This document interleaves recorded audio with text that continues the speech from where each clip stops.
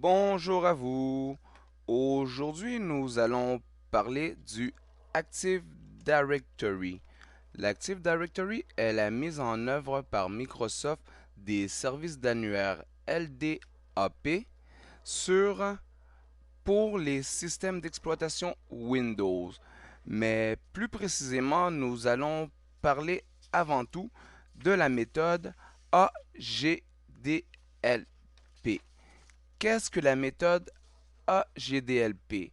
Mais avant d'embarquer sur la méthode AGDLP, parlons un peu du Active Directory. Le Active Directory est une gigantesque base de données. Elle contient l'ensemble de la configuration d'un serveur de domaine. Parmi les informations qu'on peut y retrouver, c'est l'ensemble de configurations et paramètres pour chaque compte d'utilisateur, l'ensemble des configurations et paramètres pour chaque groupe de ressources et l'ensemble des périphériques pouvant être partagés sur une ressource. La méthode AGDLP gère efficacement les droits d'accès sous Active Directory. La méthode AGDLP Account Global Domain Local Permission est une bonne pratique pour définir et gérer les accès aux ressources partagées sur les technologies Microsoft, principalement les fichiers et les imprimantes, dans un domaine Active Directory. Le principe est simple, hein. Le but est que chaque utilisateur soit relié à un groupe global qui symbolise les fonctions de chaque utilisateur. Chaque groupe global est ensuite relié à un ou plusieurs groupes locaux qui symbolisent le type d'accès aux ressources. Et en fait, chaque ressource, dossier, fichier, imprimante se voit assigner des permissions vers les groupes locaux. Qu'est-ce que cela signifie? Disons que nous avons une entreprise de vente. Dans notre entreprise de vente, nous avons 4 employés. Nous avons Frank à la comptabilité, nous avons Madeleine et Grégoire à la vente et nous avons Gérald à la direction. Chacun d'entre eux se voit attribuer deux types de dossiers. Un dossier de type dossier personnel utilisateur et un dossier par rapport au département à laquelle ou ce que chacun travaille. Dans le cas de Frank, il va se voir attribuer un dossier pour la comptabilité, Madeleine et Grégoire le dossier qui vont partager ensemble le dossier de la vente et Gérald le dossier de la direction. Mais comme on peut le voir là-dessus, Frank lui a aussi... Non, pas dans le cas de Frank, dans le cas de Madeleine et Grégoire. Vous pouvez voir qu'ils sont dans le département de vente. Mais par contre, ils ont aussi un accès au, au fichier, au dossier du département de la comptabilité, mais seulement en lecture seule. Ce que Frank, lui, ne peut pas voir le département de la vente. Et du même coup, vous pouvez voir que Gérald, à la direction, a un droit de regard sur le document de la vente et un droit de regard sur le document de la direction, ce que Madeleine et Grégoire n'ont pas sur le dossier du département de la direction. Ce que nous allons mettre en pratique un peu plus tard. Maintenant, les acomptes. Les acomptes, c'est la norme sur la création des noms d'usagers et de mots de passe. L'acompte est le nom de l'usager. Pour le nom d'usager, il s'agit de la première lettre du prénom. Exemple, Frank, ce sera la lettre F, suivi du nom de famille au complet. Dans notre cas, il s'agit de Frank Tremblay, donc Tremblay au complet en minuscule, le tout sans accent ni majuscule, ni espace ou caractère spécial, pour le résultat suivant de F Tremblay. Le mot de passe doit être au minimum de 8 caractères alphanumériques, au moins une lettre majuscule ou d'un caractère spécial. Le dossier personnel de l'utilisateur portera le même nom que celui de l'utilisateur lui-même.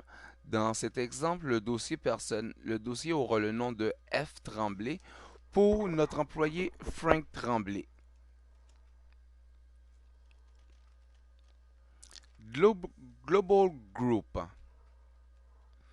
Pour le Global Group, peut être vu comme le nom dit des divers départements au sein de cette compagnie. Le début, le préfixe, commencera par la lettre G underscore, suivi du nom du département. Exemple, pour le département de la comptabilité, le Global Group sera G underscore comptabilité. Le tout, bien sûr, sans accent, ni majuscule, ni espace ou caractère spécial. Le domaine local, norme sur la création du domaine local. Le domaine local est le droit de permission que son domaine local obtiendra sur tel ou tel dossier. Le début commencera par la lettre DL underscore, qui est son préfixe, suivi du nom du groupe global à qui il a le droit. Exemple, pour la comptabilité, donc ce sera le préfixe DL underscore suivi de comptabilité. Et finit par les permissions NTFS Windows.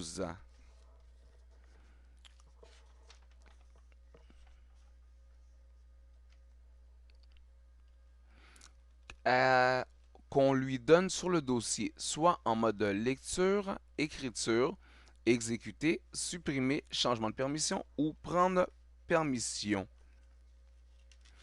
qui sont les 6 principales euh, permissions NTFS de Windows. Les permissions. Normes sur la création des permissions. Le dossier personnel des utilisateurs porte le nom que celui de l'utilisateur lui-même.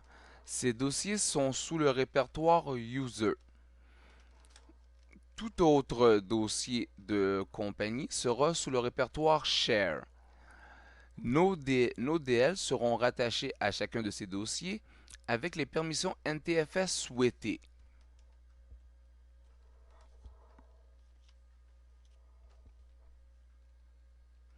Voici le travail que nous allons faire en pratique. Donc, c'est que nous allons créer 4 utilisateurs au sein de notre compagnie. Chaque utilisateur sera rattaché à un Global Group. Chaque Global Group sera rattaché lui-même à différents domaines locaux, que lui aura différentes permissions sur le dossier en question.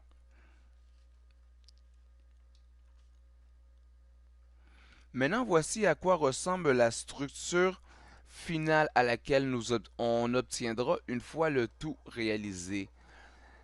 C'est que on peut voir que au début de notre hiérarchie, on a le nom de l'entreprise avec le préfixe OU pour Organization Unit, suivi de underscore, le nom de l'entreprise. En dessous de cela, on aura un deuxième Organization Unit concernant les différents accès, les différents domaines locaux, les différents DL qu'on veut attribuer à nos différents groupes.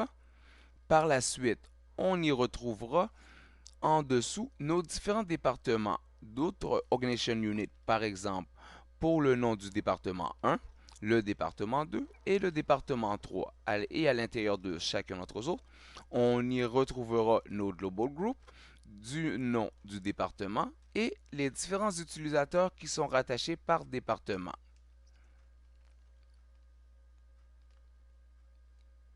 L'étape 2, la création des accounts. Création des ressources réseau. Création des fichiers de partage utilisateurs et entreprises. Premièrement, à la racine de votre répertoire, le D. À cette racine, on va y créer un répertoire de l'entreprise. Exemple, Amadeus SS. À l'intérieur, vous allez y créer deux sous-répertoires pour le dossier Share et User. Dans le dossier Share, on y retrouvera les différents dossiers partagés de l'entreprise, nos différents départements. Et dans le dossier User, les dossiers personnels des employés. Deuxièmement, création des utilisateurs. Pour le nom d'usager, il s'agit de, comme je l'ai dit tout avant, de la première lettre de son prénom et suivi du nom de famille au complet. Le tout sans accent, ni majuscule, ni espace ou caractère spécial. Le mot de passe doit être au moins de 8 caractères alphanumériques et au moins un caractère majuscule et caractère spécial ou caractère spécial. Dans le Active Directory, tout d'abord, il faut créer nos fichiers de partage et utilisateurs, sans oublier le plus important, de décocher l'héritage multiple sur les dossiers et sous-dossiers. En plus qu'il faut garder les trois membres de vos groupes, les deux administrateurs et le système.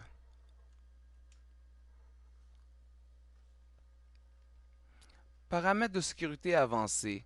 Sur votre dossier mère, faites un bouton droit de la souris et cliquez sur Propriétés, onglet Sécurité, bouton Avancé, bouton Modifier les autorisations et décochez Inclure les autorisations pouvant être héritées du parent de cet objet.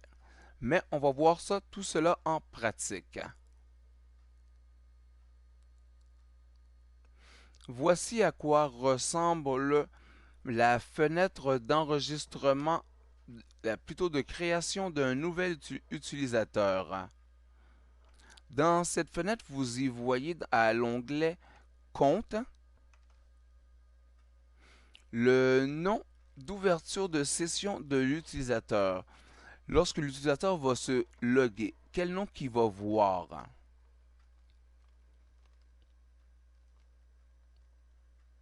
De plus, vous allez voir dans quel euh, domaine il est attribué. De plus, si l'utilisateur devait toutefois se verrouiller en dehors de l'ordinateur après 3 mots de passe incorrects, vous pouvez cliquer sur Déverrouiller le compte. Vous pouvez aussi choisir les différentes options que l'utilisateur devra changer le mot de passe à l'ouverture la première fois qu'il se logue à sa session. L'utilisateur ne peut pas changer le mot de passe. L'utilisateur, que son mot de passe n'expire jamais. Et si aussi vous avez des contractuels à votre endroit, vous pouvez mettre des dates d'expiration de compte. Dire que tel compte expire à telle date lors de la fin du contrat de tel contractuel.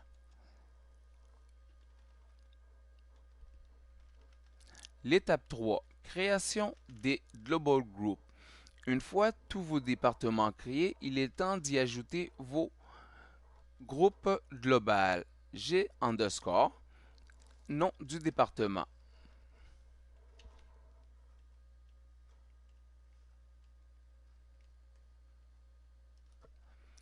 Utilisez les groupes de sécurité d'Active Directory. Les groupes de sécurité d'Active Directory ont pour objectif de simplifier les tâches d'administration quotidienne, d'assurer un haut niveau de sécurité sur les accès.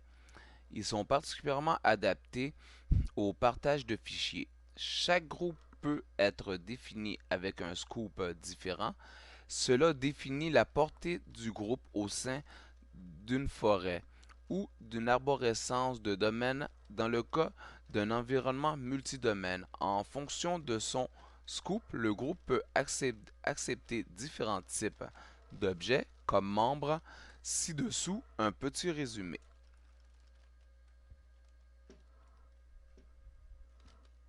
Maintenant, concevant nos domaines locaux.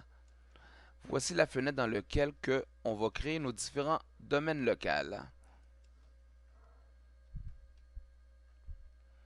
Concernant nos domaines locaux, on a pu voir qu'on avait trois scoops. Le scoop universel, global et local. Voici les différents membres. Pour le universel, compte n'importe quel domaine appartenant à la même forêt. Groupe global, n'importe quel domaine appartenant à la même forêt. Groupe universel, n'importe quel domaine appartenant à la même forêt. Pour les permissions, c'est n'importe quel domaine ou forêt. Pour le scoop global, les membres sont compte du même domaine, groupe global du même domaine. Pour les permissions, n'importe quel domaine. Pour le scope local, compte de n'importe quel domaine ou forêt, groupe local de n'importe quel domaine ou forêt, groupe universel de n'importe quel domaine ou forêt, groupe local de même domaine. Pour les permissions, uniquement les domaines d'appartenance.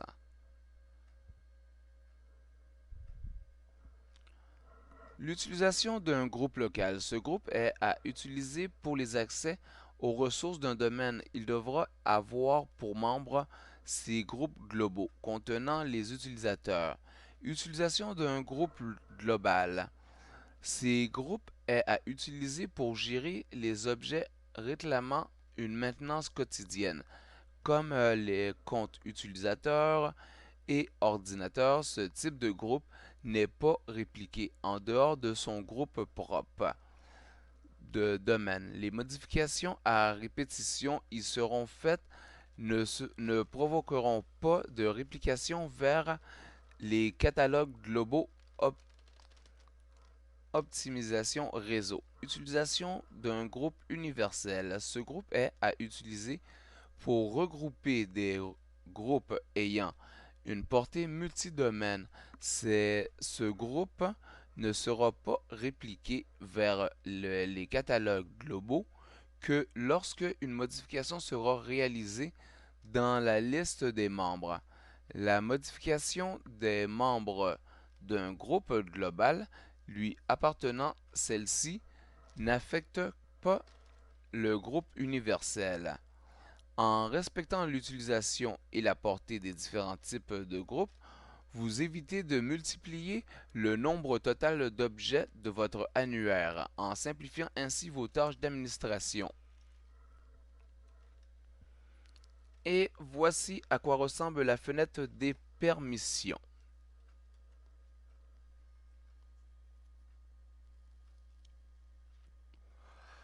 Voici les 6 différentes permissions que le NTFS accorde: le contrôle total, modification, lire et exécuter, lister les contenus du dossier, lecture et écriture.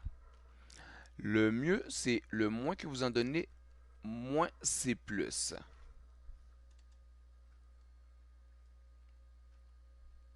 Les bonnes pratiques. Lorsque les permissions se combinent, le droit de partage délimitera le droit NTFS. Un utilisateur qui accède à un fichier sur lequel il possède le droit de contrôle total, mais donc le droit de partage ne lui accorde que le droit lecture, ne pourra rien faire de plus que lire le fichier. Le droit de partage fait office de limitateur d'accès. En aucun cas ce droit ne viendra se substituer à un droit NTFS. Vous pouvez avoir un droit de partage contrôle total sur le fichier auquel vous accédez en lecture seul. Au niveau des permissions NTFS, il ne vous sera pas possible de modifier ou de le supprimer. Si après un résumé de bonnes pratiques à adopter, vous gérez un serveur de fichiers. Assigner les permissions à un groupe. De cette manière, les droits sont définis une fois pour tout.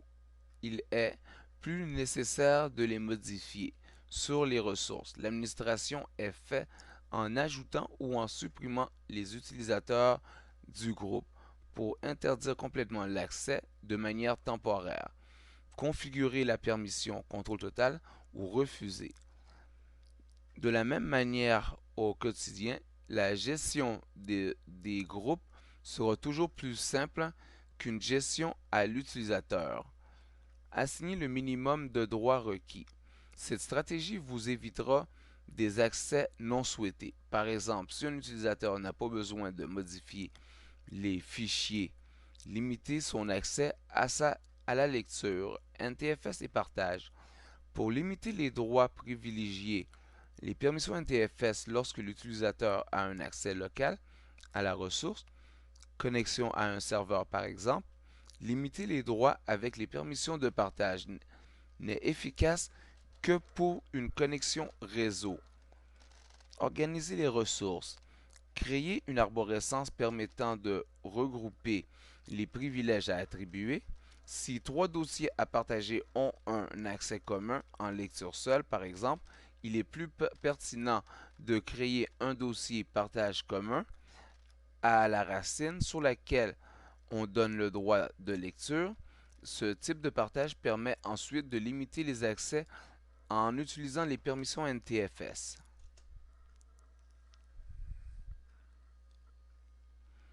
Les groupes. Concernant ne jamais définir une permission NTFS de refuse pour le groupe total. Tout le monde. Ce groupe contient les comptes ayant accès à la ressource et, à, et un droit refusé permettant une approbation. Cela provoquerait automatiquement un accès refusé à tous les utilisateurs, administrateurs compris. Évitez de refuser explicitement un accès à une ressource. Il vaut mieux gérer directement les accès à la ressource en retirant le droit à l'utilisateur plutôt que lui interdisant explicitement par défaut une absence de droit est une interdiction. Administration. Le groupe administrateur devrait toujours avoir le contrôle total sur la ressource. Le groupe local du serveur de fichiers est suffisant. D'autant plus que vous facilitez la tâche tous les jours ou vous souhaitez migrer vos données d'un serveur de fichiers à un autre.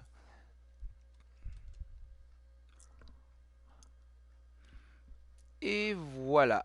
Maintenant, une fois que le tout est fait, voici ce que là va vous donner un domaine local, un Organization Unit et différents groupes et différents accès domaine local. Maintenant, allons à la pratique.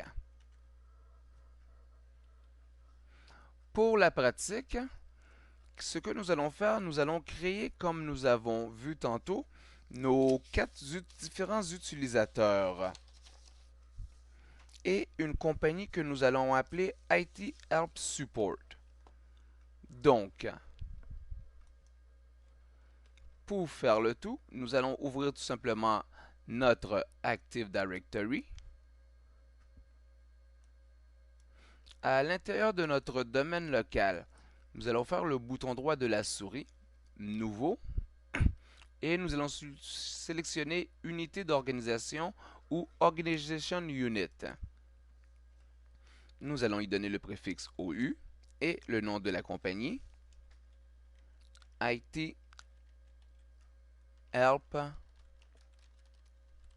Support.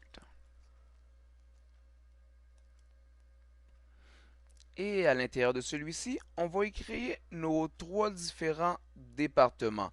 Le département de la comptabilité, le département de la vente et le département de la direction. Donc, nous allons créer à nouveau trois autres différents Organization Units qui représentent nos différents départements. Donc, pour le premier, le OU de la comptabilité.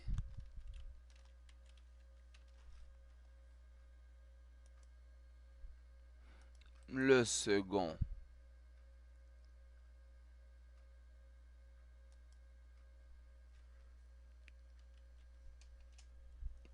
pour le département de la vente.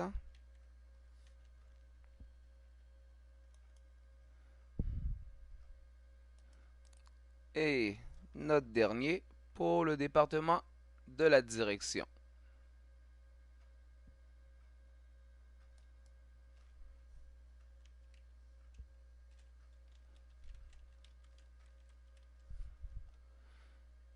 Donc, on a nos trois départements. Maintenant, à l'intérieur de nos départements, on a besoin d'y créer nos différents utilisateurs et nos différents groupes locaux qu'on a besoin d'y créer. Donc, nous allons commencer par le premier. Le premier groupe local de la comptabilité. Donc, pour la comptabilité, vous avez deux possibilités. Soit de cliquer ici pour créer un nouveau groupe, ou sinon, bouton droit de la souris, nouveau et groupe.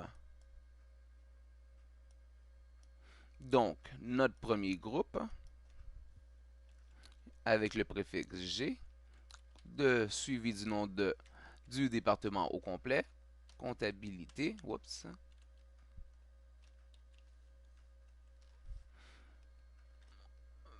notre domaine local, la sécurité,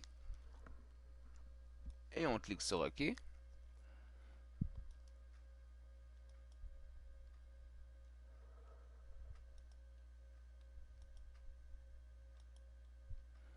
Parfait. Maintenant, pour notre département de la direction,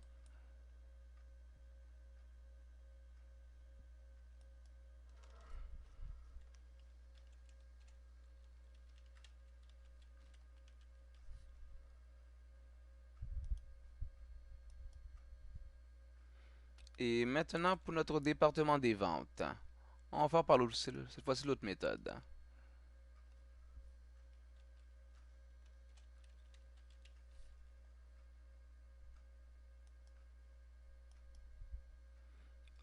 Parfait.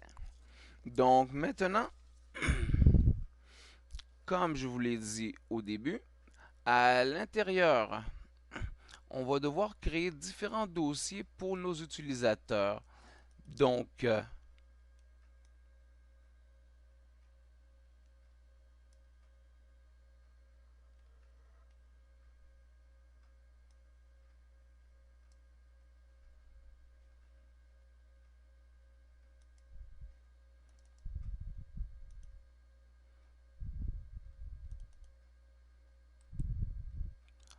on crée notre compagnie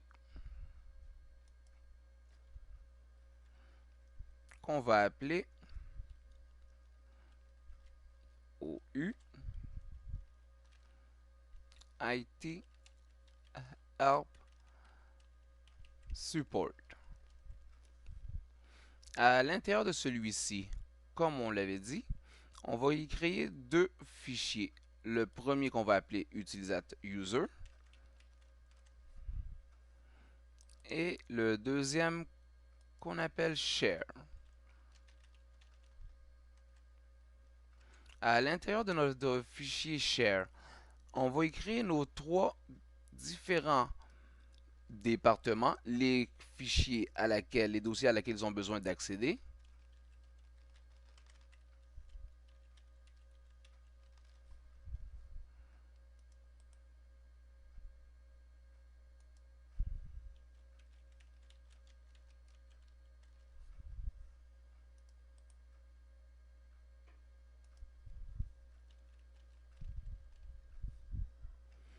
Parfait.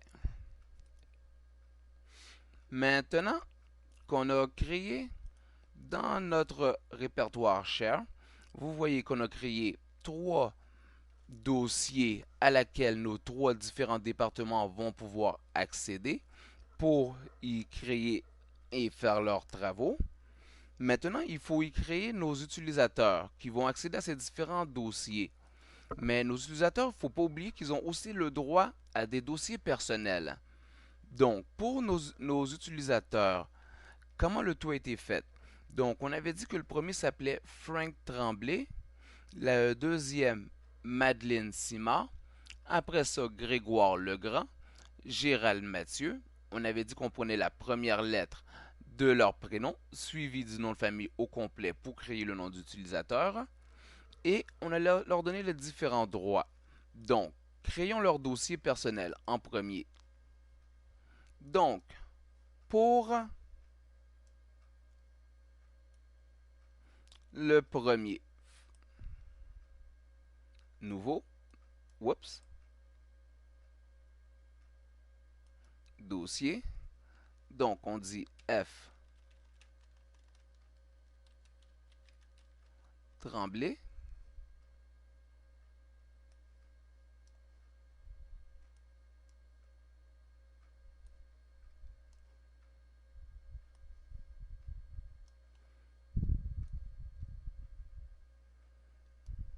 Parfait.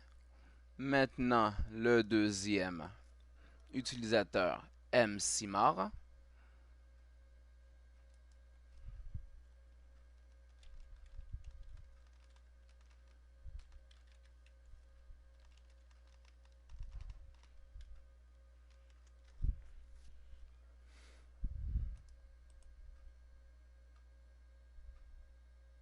Notre utilisateur Grégoire Legrand. G le Grand. Et pour finir par Gérald Mathieu.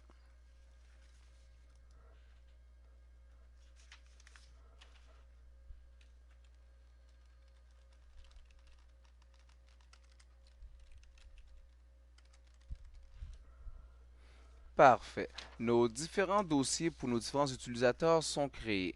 Maintenant, créons nos utilisateurs pour qu'ils aient droit à leurs différents dossiers. Donc, dans le département de la comptabilité, qui nous avons? Nous avons Frank Tremblay qui y travaille.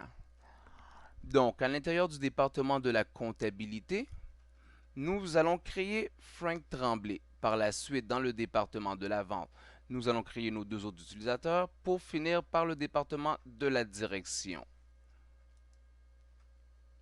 Donc, on dit que dans notre département de la comptabilité, on a Frank Tremblay. À l'intérieur de celui-ci, on va faire de notre Organization Unit nouveau pour créer un nouvel utilisateur. Donc, on dit que son prénom, c'est Frank.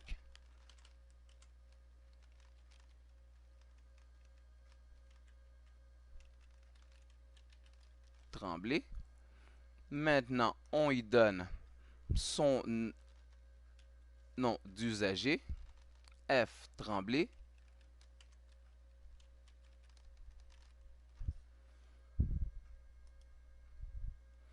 Son mot de passe.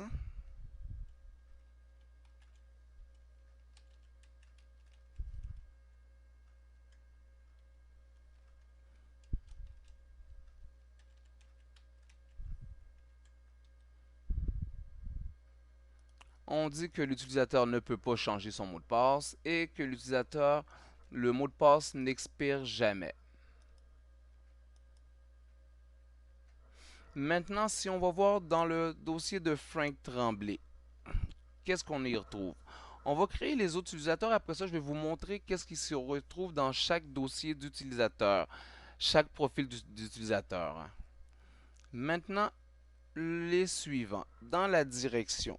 Dans la direction, on avait Gérald Mathieu à la direction.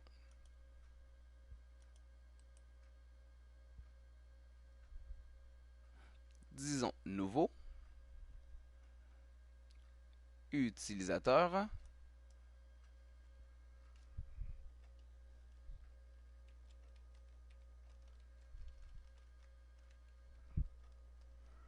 Gérald Mathieu.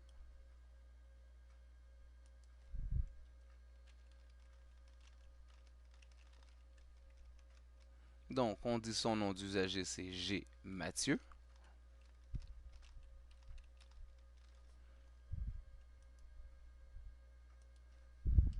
On lui donne son mot de passe.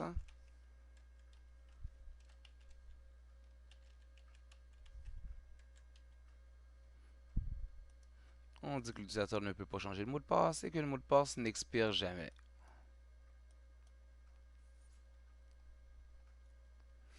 Et maintenant, dans le département de la vente, nous avons Madeleine Simard.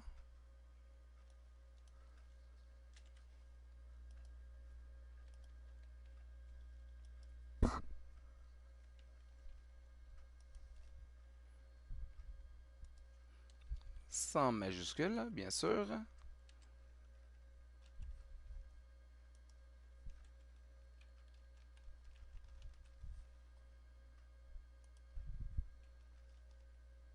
et son nom d'usager MCMAR.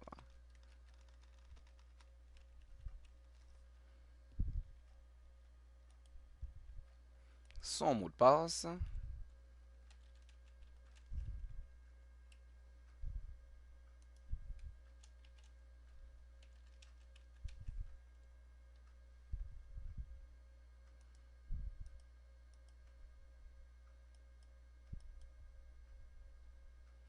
Et maintenant, notre dernier employé, Grégoire Legrand.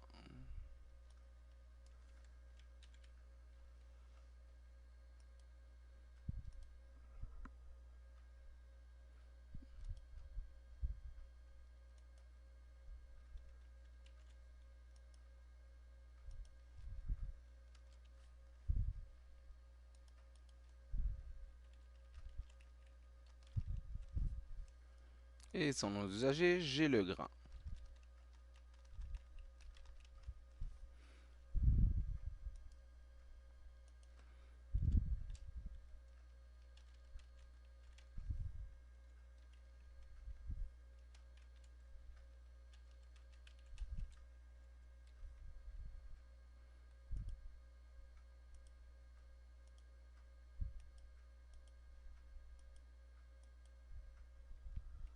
Parfait. Maintenant, si vous voulez, on peut même aller tester un utilisateur. Vous allez voir que l'utilisateur n'a pas vraiment grand-chose à son profil parce qu'on ne lui a pas encore attaché de dossier à laquelle qui puisse travailler. Donc, si on essaye un utilisateur,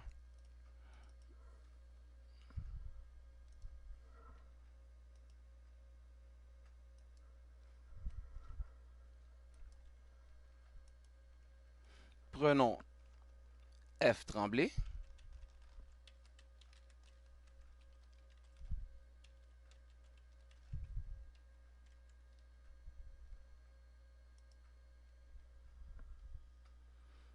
Allons voir son compte, à quoi qu'il a le droit.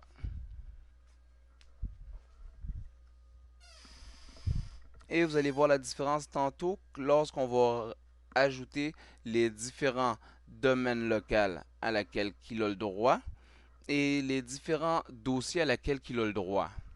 Présentement, si on va sur son poste, si on fait démarrer, ordinateur, vous voyez qu'il a juste uniquement le droit à son C et à son lecteur de CD, pas plus. Maintenant, allons y donner plus de droits et plus de permissions plutôt.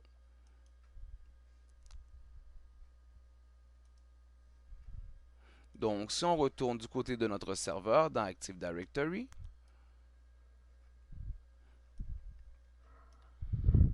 maintenant on va aller voir les différents profils utilisateurs qu'on a créés.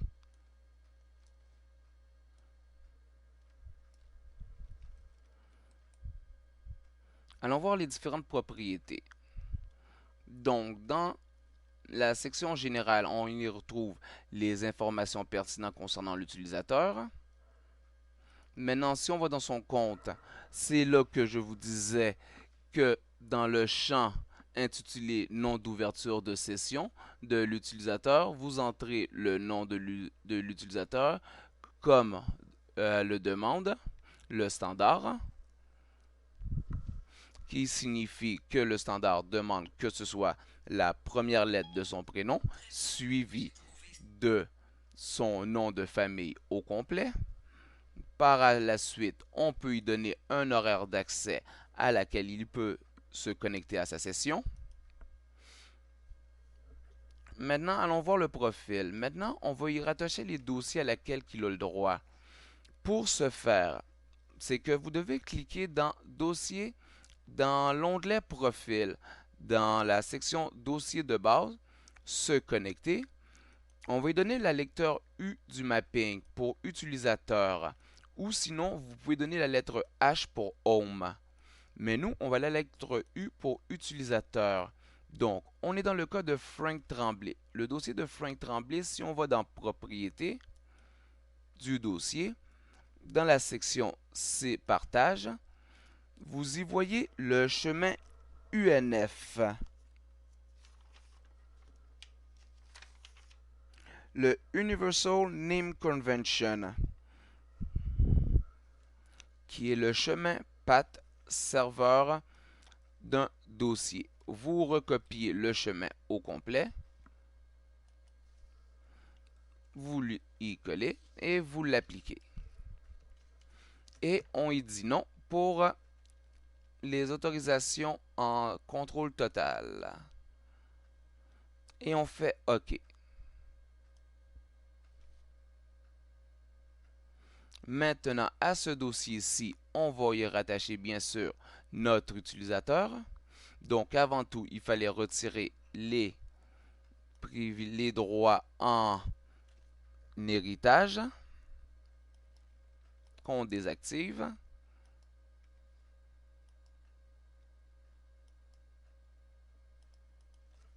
Et on y ajoute notre utilisateur.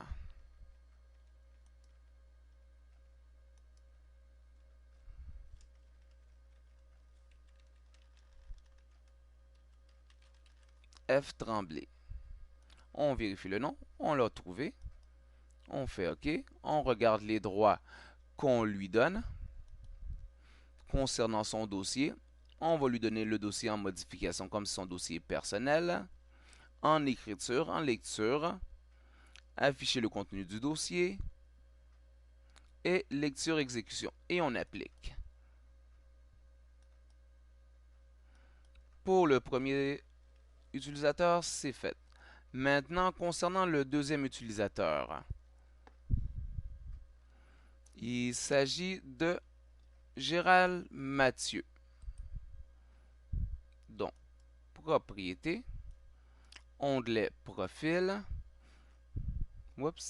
onglet profil, on dit connecter, on va le mapper la lettre U. Maintenant, pour G. Mathieu,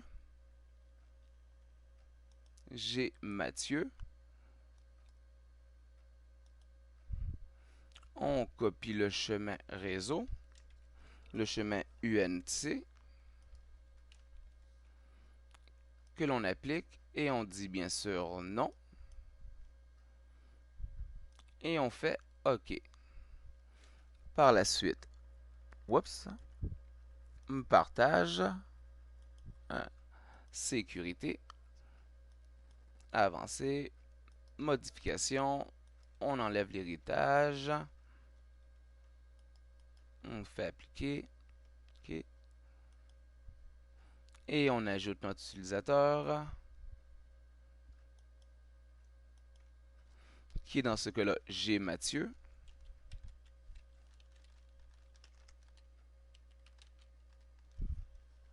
On vérifie le nom et on clique sur OK.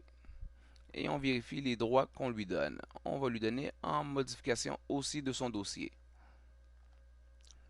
Et on applique le tout. Et on ferme. Maintenant, l'utilisateur suivant. Propriété. Profil. On dit que c'est M. Simard.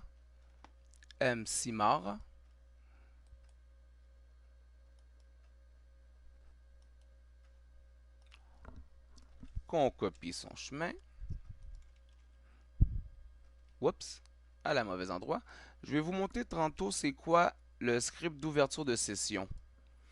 C'est un script qui est exécuté à toute ouverture de session. Et vous pouvez y mettre les différents fichiers, dossiers que les utilisateurs ont le droit. Ajouter différents mappings, exécuter différents scripts. Ce que l'on va faire dans le cas de nos utilisateurs.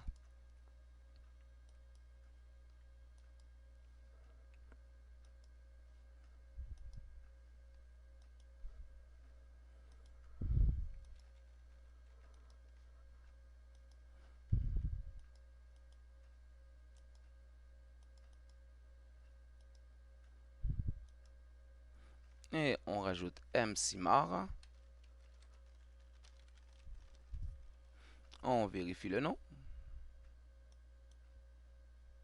Et on applique. Maintenant, le dernier.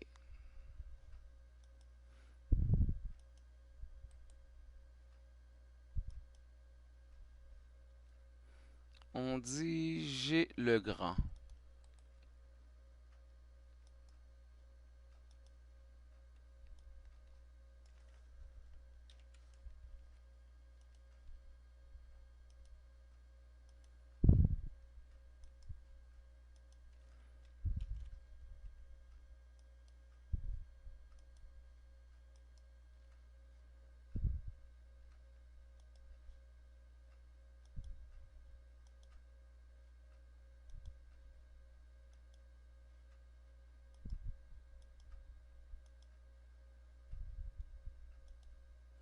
On ajoute notre utilisateur.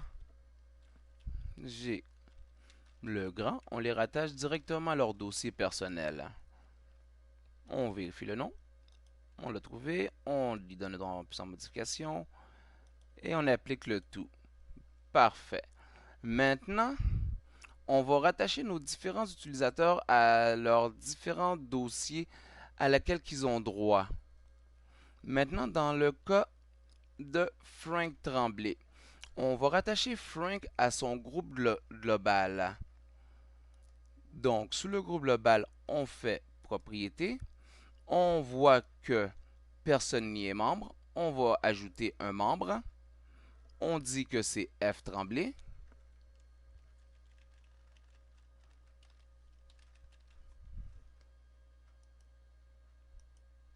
Et il a été rajouté comme membre de G underscore comptabilité.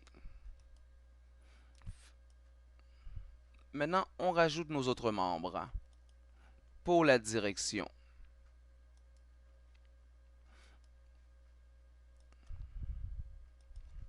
qui est G Mathieu.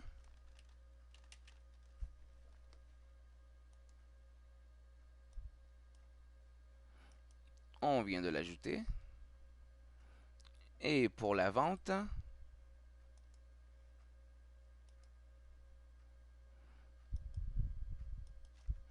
on ajoute M Simard. Et on ajoute G Legrand. Et nos deux membres ont été ajoutés. Parfait.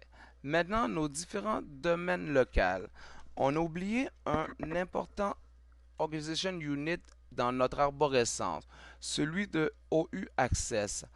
C'est là où on va y rattacher nos différents domaines locaux, nos différentes permissions NTFS que nos utilisateurs auront le droit. Donc, à l'intérieur de notre OU principal, on va y faire un nouveau Organization Unit qu'on va appeler OU Access.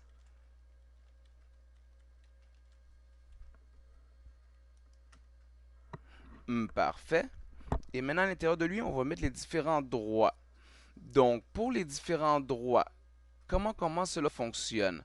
Si vous vous souvenez bien, on avait dit que Frank aurait un droit sur le dossier de la comptabilité en lecture, écriture et exécution. Madeleine aurait le droit, faisant partie du groupe local de la vente, aurait un droit de lecture seul sur la comptabilité, mais aurait un droit en contrôle total sur le dossier de la vente. Donc, c'est cette hiérarchie-ci qu'on s'apprête à créer. Donc, pour pouvoir le faire, voici comment le tout fonctionne.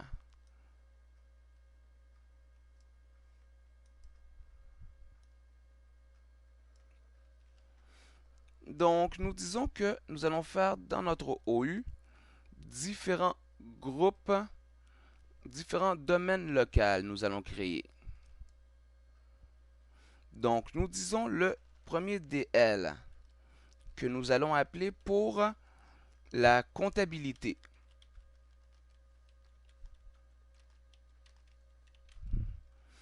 Et celui-ci, on peut voir que ce sera en lecture, écriture, en read and write.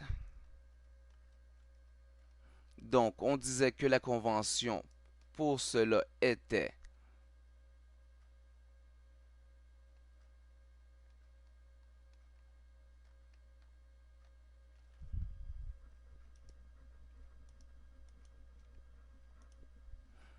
read R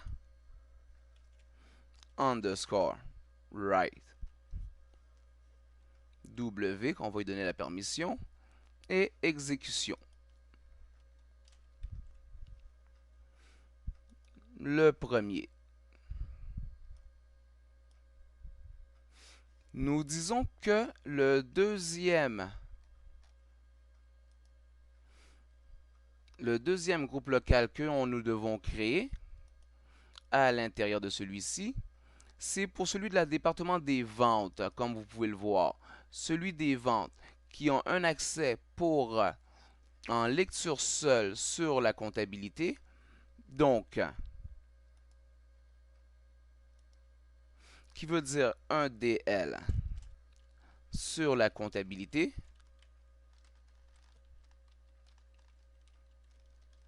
Qui est en lecture seule, en read.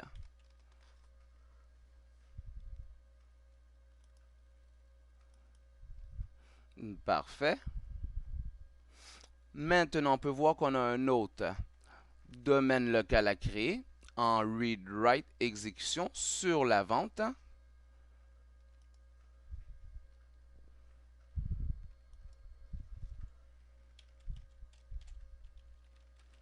De la vente. En read, write, and exécution.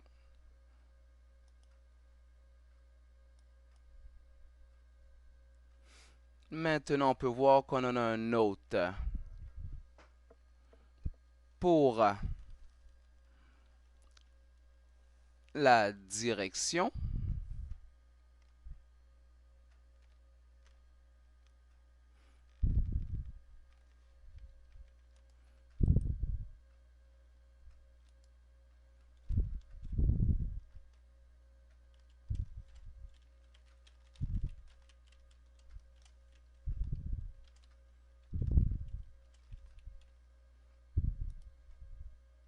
Maintenant, vérifions si on a le tout.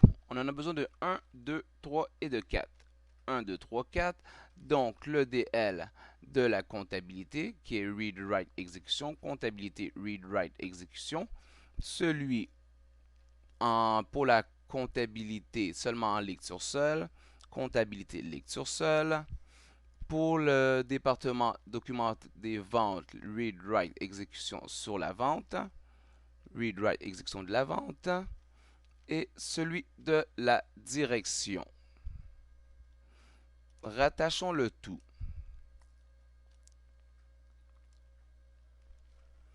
Donc, on disait que pour le département de la comptabilité,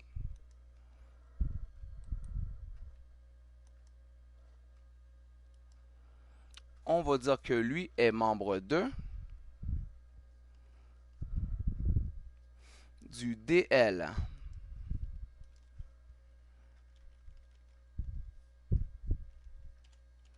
Comptabilité. On fait la vérification. Vous voyez qu'il en retrouve plusieurs pour la comptabilité. Mais nous voulons celui qui est en Read, Write, Exécution. Read, Write, Exécution. Qu'on y rattache. C'est celui qu'on a donné à Frank. On applique. Parfait. Maintenant, pour le suivant, la direction. La direction, on se souvenait qu'on en avait deux pour la direction. La direction, on avait celui le DL pour la vente et celui de la direction.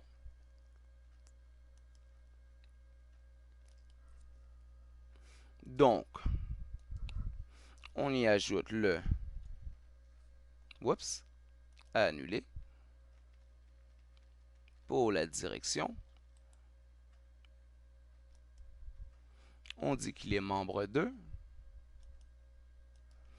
à la fois du DL de la vente, qu'on fait la recherche, et du DL de la direction.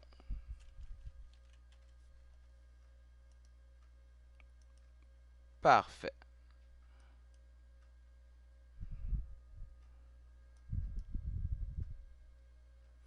Et maintenant, pour la vente, le département de la vente. On se souvenait que la vente avait aussi 2 DL sur la comptabilité, en lecture seule et un sur le département de la vente.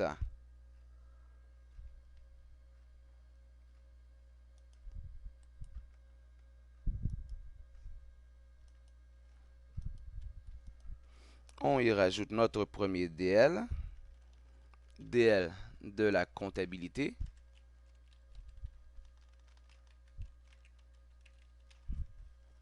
On vérifie. On avait dit que c'était celui seulement en lecture seule. Et son second DL de la vente.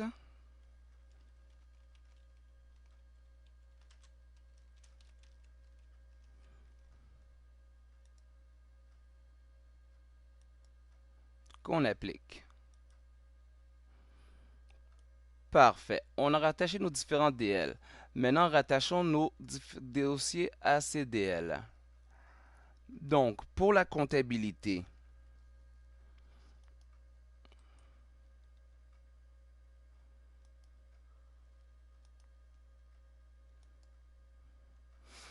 on va mettre les différents DL qui sont rattachés à nos différents dossiers. Pour la comptabilité, nous avons 2 DL.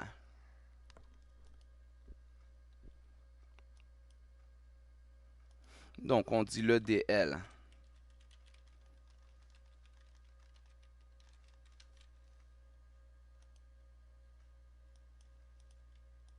Premier et on prend le deuxième. Comme on peut voir ici. Pour la comptabilité, 2 DL qui sont rattachés à ce dossier.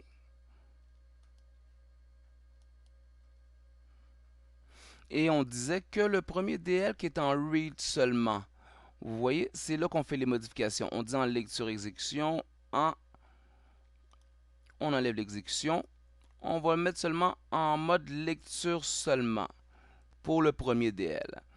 Et le deuxième qui est en read-write-exécution, on laisse l'écriture, on y met l'écriture, on laisse la lecture et on fait l'exécution read-write. Donc on peut même mettre la modification et on applique. OK et OK. Maintenant, celui de la direction.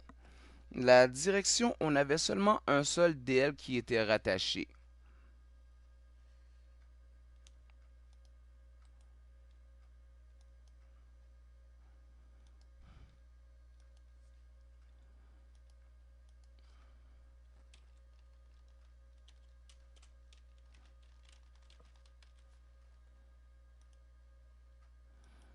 Et celui-ci dit read, write, exécution. Donc, on va rajouter la modification. Read, write, exécution. Parfait.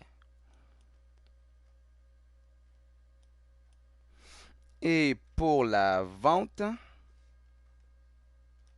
on dit que la vente avait 2 DL. Celui de la vente, document de la vente, et celui de la direction.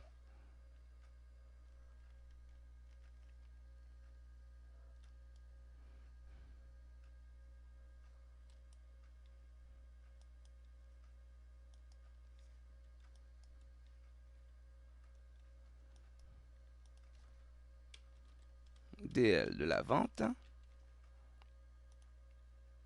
et le DL de la direction.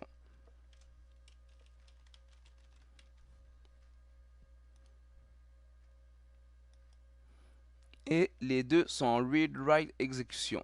Donc, on rajoute. Parfait. Et c'est bien beau. Le tout est fait selon la méthode AGDLP. Maintenant, il est temps de donner accès à nos différents utilisateurs, à leurs différents répertoires de travail. Pour cela, on va créer notre fameux script.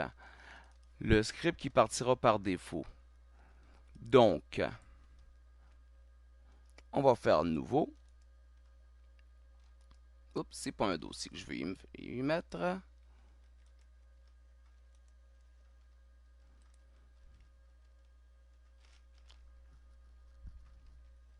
Ah, c'est vrai. Il faut que je me donne les droits d'utilisateur, les droits sur ce dossier.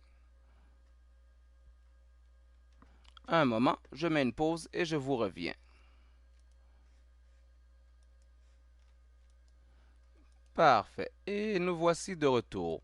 Donc, créons notre script cette fois-ci. Donc, nous disons nouveau document texte qu'on va appeler script de démarrage.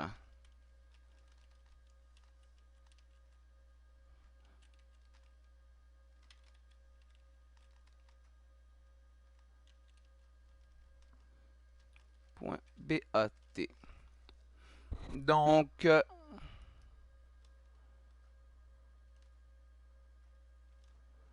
palaille.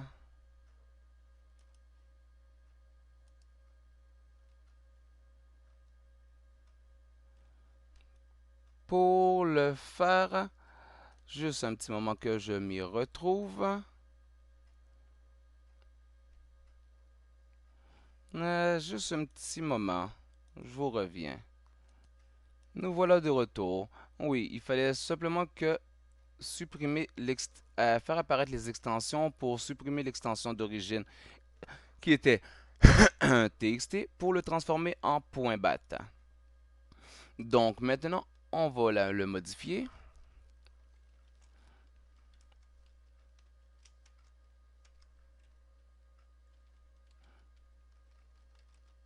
Et co-off.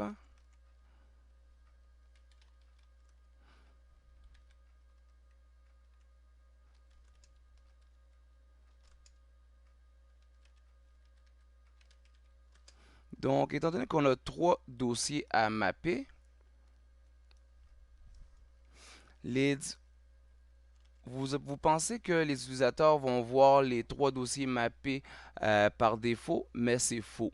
Étant donné qu'ils ont différents droits NTFS, donc c'est selon le folder à laquelle ils ont droit, c'est uniquement eux autres qui va être mappé sur leur profil. Donc, qu'est-ce qu'on fait? On fait un net use pour effacer les anciens mappings. Et par la suite, on va créer un nouveau mapping. Donc, pour la comptabilité, on va y donner le répertoire X.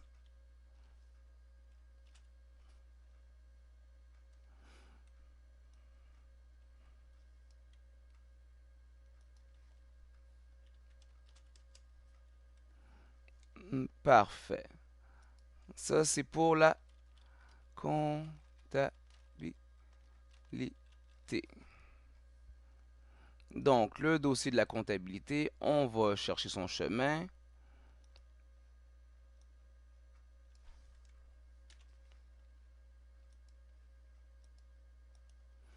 Qu'on va mapper sur le X.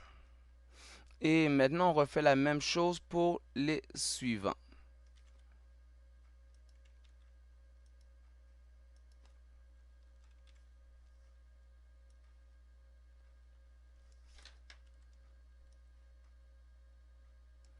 Le deuxième, on va y donner le répertoire Y pour le répertoire de la direction.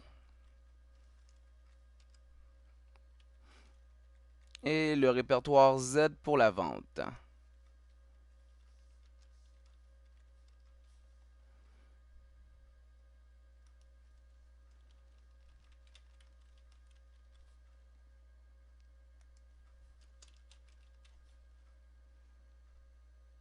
Donc la direction.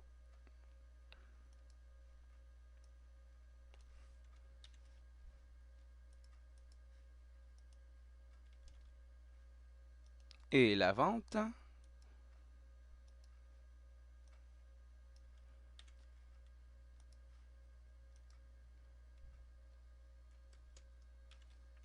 On enregistre le tout. Testons le tout maintenant. Ce que l'on a dit, c'est que euh, nous allons mapper la lettre X pour la comptabilité, la lettre Y pour le département de la direction et la lettre Z pour les départements des ventes. Chaque utilisateur, en ouvrant leur dossier, leur profil respectif, vont se voir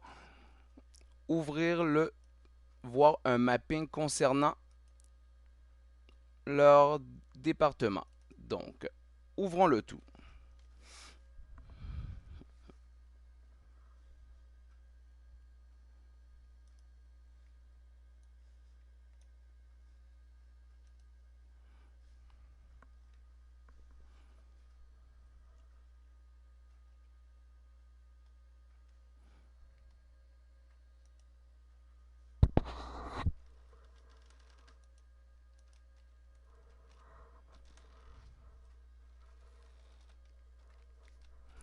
Maintenant, allons voir nos différents utilisateurs.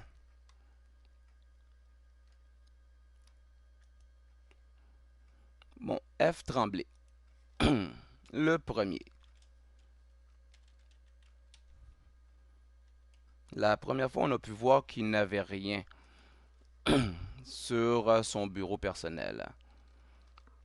Cette fois-ci, ordinateur, on peut voir que, ah, j'ai oublié quelque chose de très important. On va sortir de la session de F. Tremblay, mais cette fois-ci, vous pouvez voir que son dossier personnel a été rattaché, qui est la lettre U, qui est son dossier personnel à lui, où ce qu'il va pouvoir y créer ses différents documents personnels.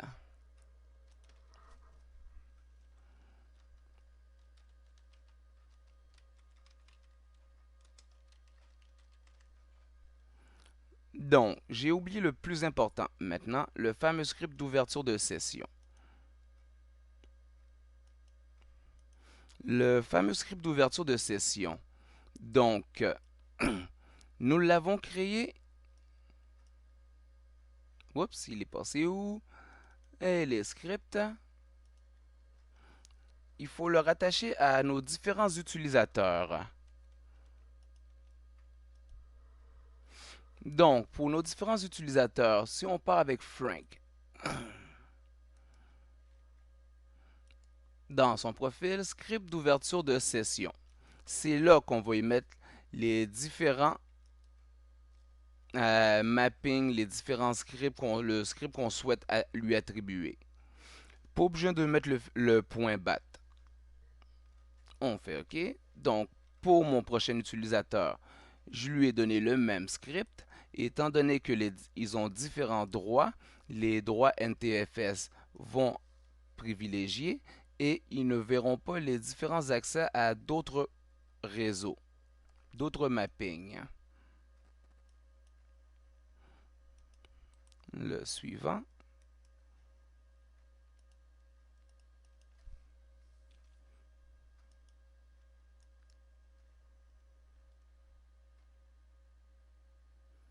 Une, deux.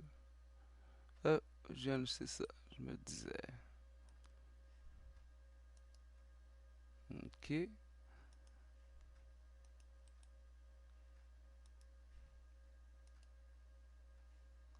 Les autres sont faites.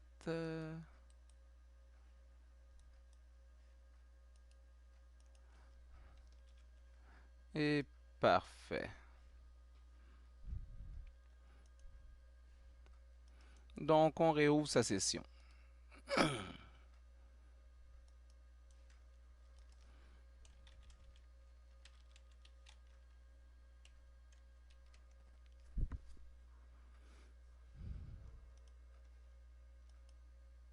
Maintenant, vous voyez, son dossier de la comptabilité lui a été rattaché. Et lui a le droit de créer plusieurs choses en lecture, écriture, modification.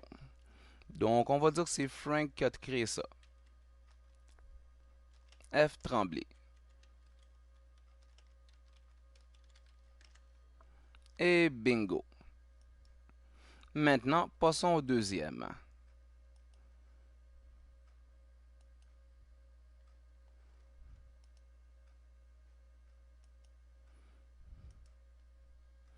On dit c'est Madeleine Simard, M. Simard, M. Simard.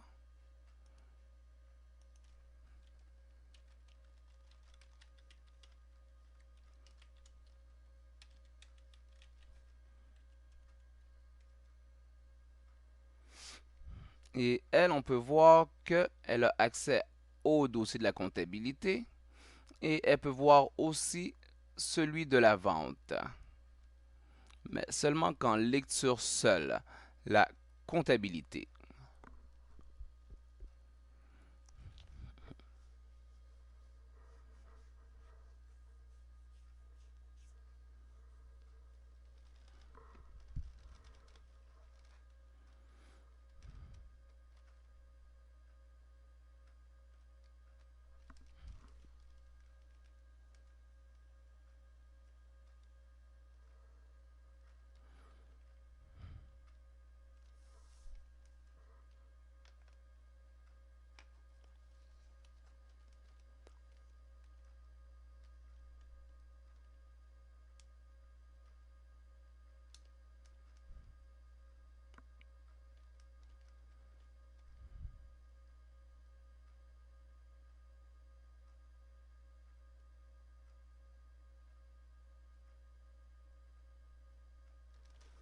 Et allons voir ses accès.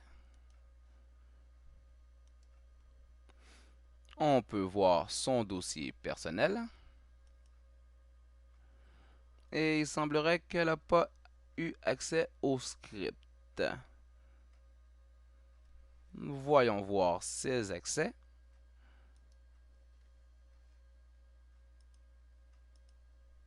Pour M. Simard,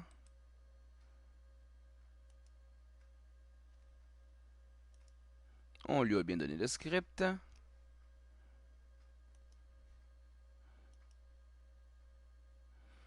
Voyons voir s'il est bien membre. Oups.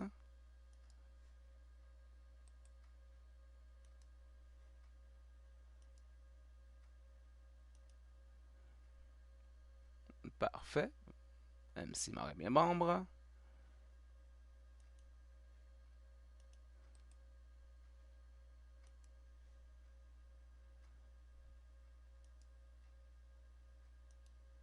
Son compte. On peut voir qu'elle est membre de G-Vente.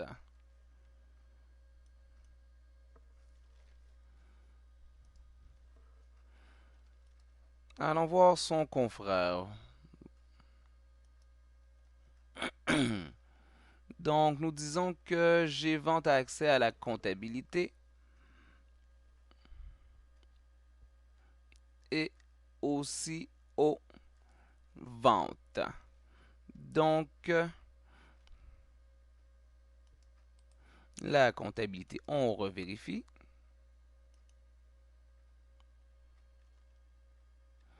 DL de comptabilité.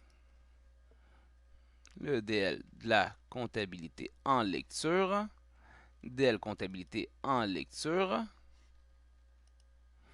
Plus que l'accès au DL de la vente.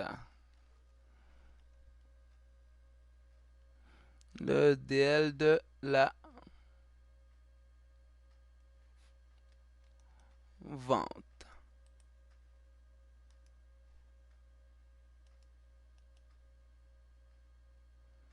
De la vente.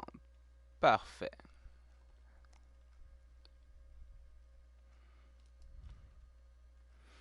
Et on va vérifier son confrère pour voir.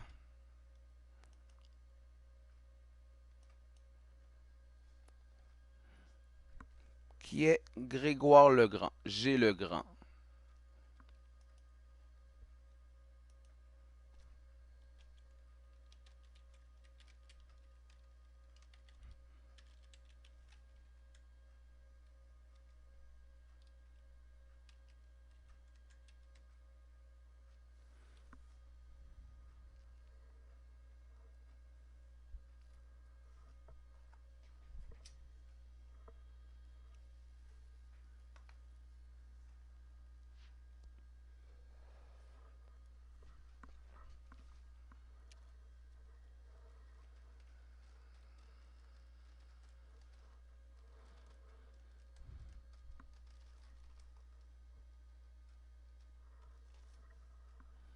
Et pendant que ça charge, on va aller revoir juste les scripts en même temps, du même coup.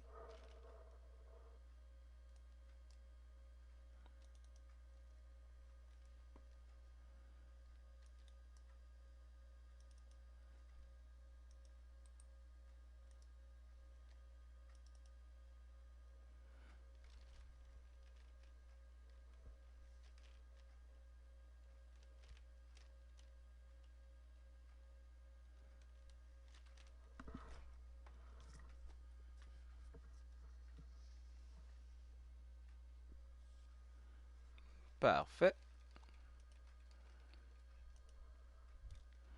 Donc, j'ai le même petit problème qu'on va régler concernant son dossier de partage. On va aller voir le dernier, la direction, qui est G. Mathieu, Gérald Mathieu.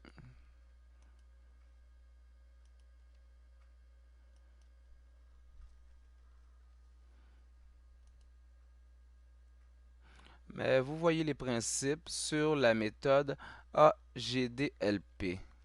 G. Mathieu.